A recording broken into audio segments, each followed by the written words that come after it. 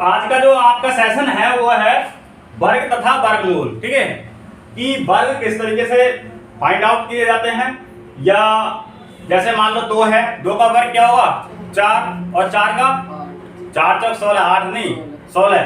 और बताऊं बोलना नहीं है, ठीक है, समझ गए, बस अपने सुनते रहिए तो तुम्हारी इधर आवाज में आवाज आ जाती है। तो आज का जो चैप्टर है वो है वर्ग तथा वर्गमूल। तो वर्गमूल क्या है और वर्ग क्या है। वर्ग मैंने आपको पहले बता दिए हैं, जैसे 2 का 4 और 3 का 9, 4 का 16, 5 का 25। कहने का मतलब यह है कि वर्ग जो होता है, मान लीजिए 2 का वर्ग हमें निकालना है, 2 का वर्ग, इसमें क्या करेंगे, पावर 2 लग रही है तो 2 की गुणा 2 बार कर देंगे हम। तो पावर 2 लग रही है, 2 की 2 से बढ़ाएंगे, 2 दूनी 4।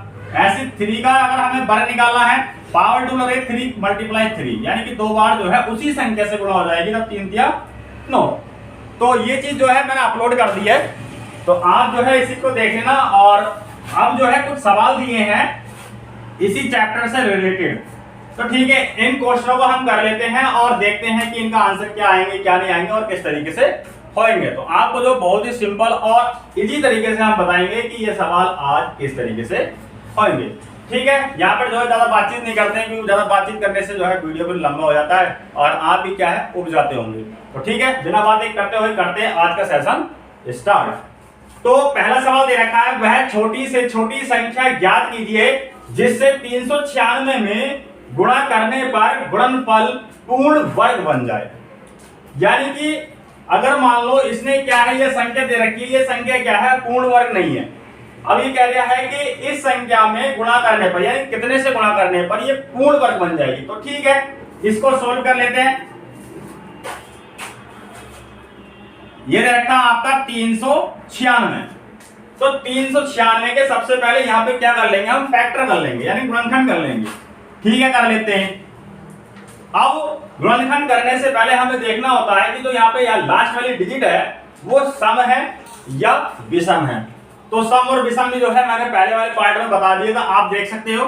तो यहाँ पर जो संख्या दे रखी है वो है आपकी सम, और सम संख्या को सम संख्या ही काटेगी। तो सबसे पहले हम सबसे छोटी सम संख्या ले लेते हैं, तो उससे काटते हैं। 3 में पहाड़ा पढ़ेंगे, 2 एकम 2, यहाँ पर 3 है, बचा 1, हो गया 19, तो 2 नेम 18।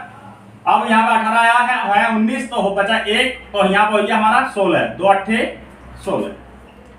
अब फिर सम संख्या 2 से काट लेते हैं, तो 2 नेम 18, यहाँ पे था 19, बचा 1, तो यहाँ 18 हो गया, तो 2 नेम 18।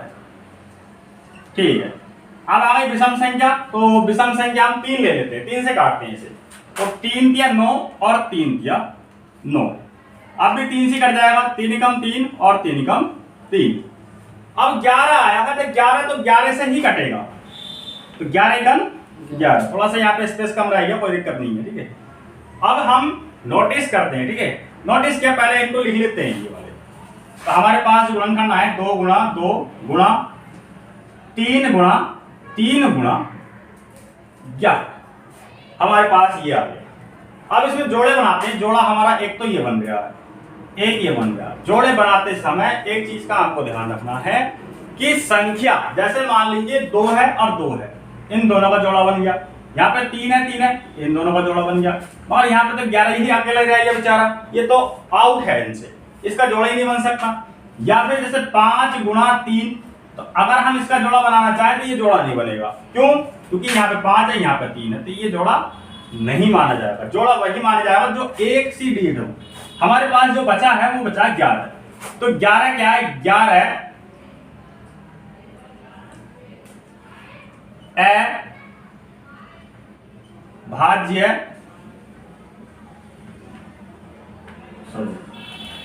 गुणनखंड। 11 क्या है, यहाँ पे अभाज्य गुणनखंड है, तो इसलिए 11 से गुणा करने पर यह संख्या पूर्ण वर्ग बन जाएगी। यही क्या हो गया, आपका आंसर हो गया। तो इसका जो आंसर है वो क्या है, बाल को 11 है, ठीक है। ओके, आई होप इतना आपको समझ में आ गया होगा। अगला सवाल है, वह छोटी से छोटी संख्या ज्ञात कीजिए जिससे 9408 को विभाजित करने पर पूर्ण वर्ग हो जाए। ठीक है, इसमें भी क्या करते हैं हम, पहले 9408 के फैक्टर कर लेते हैं। 9408, यहां पे थोड़ा स्पेस कम पड़ सकता है तो इधर लिख लेंगे, ठीक है, कोई दिक्कत नहीं है, इधर को बहुत है। यहां पे भी क्या सम संख्या है, तो 2 से काट लो, से 2 चौक 8 बचा 1 हो गया 14, 2 सत्ते 14, 0 का 0 और 2 चौक 8। अब भी क्या है सम संख्या, तो 2 से कट जाएगा, 2 दूनी 4, 2 तिया 6 बचा 1 और यहाँ हो गया 10, 2 5 10 और 2 दूनी 4। अब भी 2 से कट जाएगा सम संख्या लास्ट में, 2 एकम 2 और 2 एकम 2 बचा 1 हो गया 15, 2 सत्ते 14 बचा 1, 2 छक्का 12 और यहाँ 2 5 10 बचा 1 हो गया 17, 2 अट्ठे 16 बचा 1, 2 अट्ठे 16। अभी एक बार और काट लेते हैं, थोड़ा सा जगह है, 2 दूनी 4 बचा 1, 2 ने 18 और 2 चौक 8। ठीक है, यहाँ लिख लेते हैं इसे 294। अब हमारे पास यहाँ भी सम संख्या लास्ट में 2 एकम 2 और 2 चौक 8 बचा 1, 2 सत्ते 14। अब ये 7 से कट जाएगी, तो 7 दूनी 14 और 7 एकम 7 और 7 तिया 21 और 3 एकम 3। ठीक है, जो गुणनखंड आए उन्हें यहां लिख लेते हैं। तो हमारे पास 2 गुणा 2 गुणा 2 गुणा 2, 1 2 3 4 5 ये आएगा, छठा 2 ये आएगा, फिर 7 गुणा 3। ठीक है, अब एक जोड़ा हमारा ये बन गया, एक जोड़ा ये बन गया, एक ये बन गया और ये भी बन गया। बच क्या रहा हमारे पास वाल को 3 बच गया, हमारे पास 3 बच गया है, बाकी सबके जोड़े बन रहे हैं। तो 3 क्या है यहाँ पे, अभाज्य गुणनखंड है। 3 अभाज्य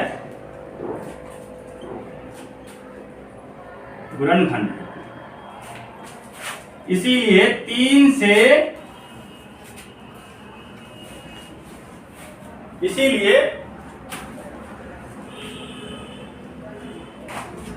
इसीलिए 3 से भाग करने पर पूर्ण वर्ग बन जाएगी और 3 ही क्या हो गया इसका आंसर। ठीक है, आई होप इतनी बात आपको समझ में आ गई होगी। ठीक है, इसको नोट कर लीजिए दोनों सवालों को, एक सवाल आपका ये है, दूसरा ये है। ओके,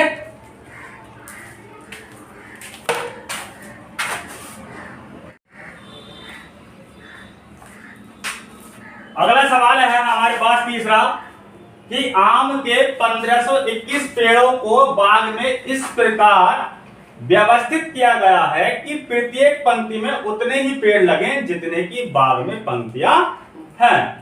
तो पहले क्या है, हमें सवाल को समझना होता है कि सवाल हमसे क्या कह रहा है। ठीक है, सबसे पहले अगर हमें कोई चीज समझनी है तो वो समझना सवाल। तो चलो एक बार और रिपीट कर लेते हैं। आम के 1521 पेड़ों को बाग में इस प्रकार यानी कि लगाया गया है या व्यवस्थित किया गया है कि प्रत्येक पंक्ति में उतने ही पेड़ लगे, कि प्रत्येक पंक्ति में उतने ही पेड़ लगे जितने की बाग में पंक्तियां हैं। चलो ठीक है, अब हमारे पास जो टोटल पेड़ है वो 1521 पेड़,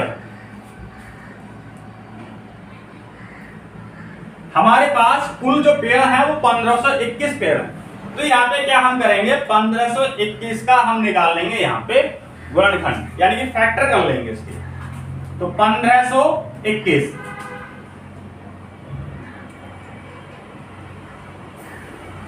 फैक्टर कर लेते हैं। ठीक है, लास्ट में क्या विषम संख्या है, 3 5 15 3 7 21, मतलब 3 से कट जाएगा ये ना।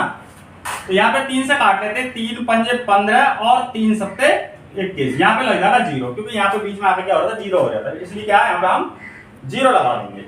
ठीक है, अभी एक बार और देख लेते हैं। तो 3 कम 3 बचे 2 और 3 से 18 बचे 2, 3 में 27, 3 से कट जाएगा। अभी ये कितने से कट जाएगा, 3 से, सॉरी थोड़ी आरी खिंच गई लाइन। तो 3 कम 3 बचे 2 हो गया 20, 3 6 18 फिर बचे 2 हो ये 27 और 3 नेम 27। अब 13 से कट जाएगा ये 13 तेहरियम 169 और 13 एकन 13। चलो ठीक है, हमारे पास के जो गुणनखंड आए हैं इन्हें यहां पर लिख लेते हैं। 3 गुणा 13 गुणा 13, जितने भी हैं हमने ये सारे यहां डाल दिए। ठीक है, यहां लिया है, कोई दिक्कत नहीं।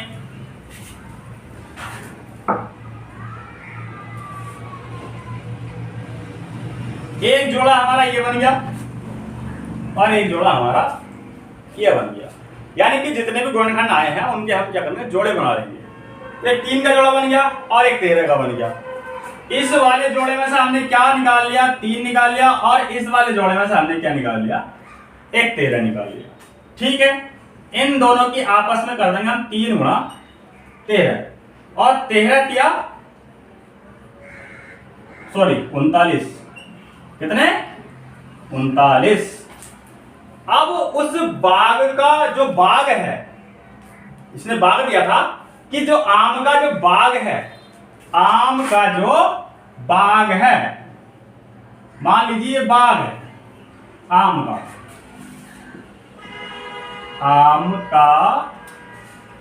बाग। ठीक है, इसमें क्या है कि 39 तो पंक्तियां हैं, इस तरीके से 39 खींच लो, थोड़ा सा कम रह गया स्पेस, कोई दिक्कत नहीं, आप समझ लेना। ये जो लकीरें हैं कितनी 39 हैं। इस खेत में जो लकीरें हैं यानी कि जो पंक्तियां हैं वो 39 है, और उसी पंक्ति में क्या है, 39 ही पेड़ हैं। एक पंक्ति में कितने हैं, 39 ही पेड़, यानी कि पूरे बाग में 39 पंक्तियां हैं और एक पंक्ति में 39 ही पेड़। तो वो पहले कह रहा था कि 15 से 21 पेड़ों को इस प्रकार लगाइयो कि उसमें पंक्तियां भी उतनी बने और एक पंक्ति में उतने ही पेड़ आए। तो इसमें क्या है, आपके 39 पंक्तियां और 39 पेड़। तो आपका हो गया ये आंसर। आई होप आपको ये सवाल समझ में आई होगा। ठीक है, पहले इसको नोट कर लीजिए और फिर कराते हैं अगला सवाल।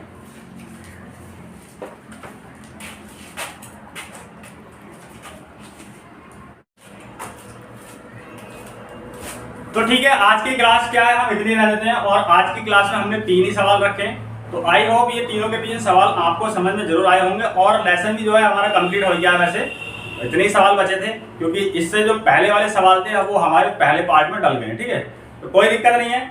आई होप चाहे कम ही पढ़ा मगर आपको जो है समझ में जरूर आया होगा। ठीक है, तो कोई दिक्कत नहीं है। और आज के लिए इतना ही, और मिलते हैं आपको नेक्स्ट कंटेंट के साथ और नेक्स्ट टॉपिक के साथ। ओके, आज के लिए इतना ही, बाय।